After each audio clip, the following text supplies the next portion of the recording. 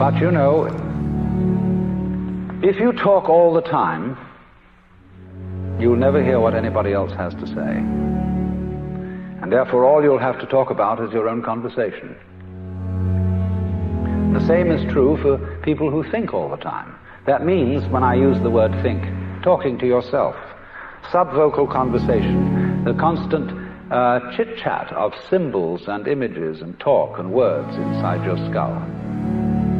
Now, if you do that all the time, you'll find that you've nothing to think about except thinking.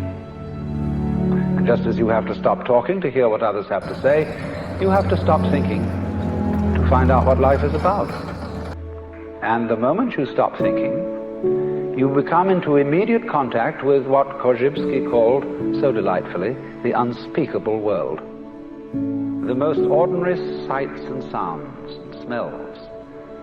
The texture of shadows on the floor in front of you. All these things, without being named and saying, that's a shadow, that's red, that's brown, that's somebody's foot.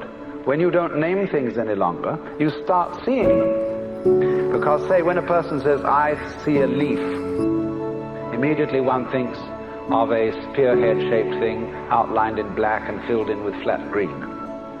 No leaf looks like that.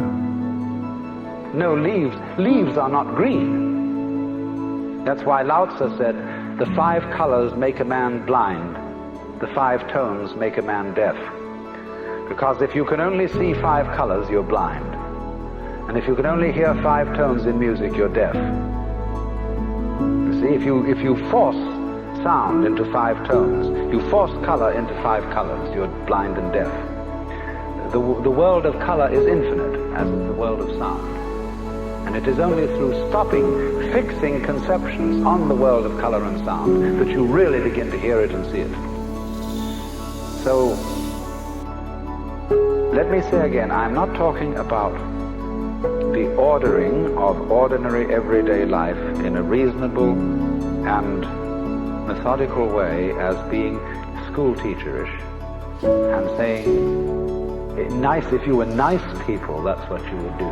For heaven's sake, don't be nice people. But the thing is that unless you do have that basic framework of a certain kind of order and a certain kind of discipline, the force of liberation will blow the world to pieces.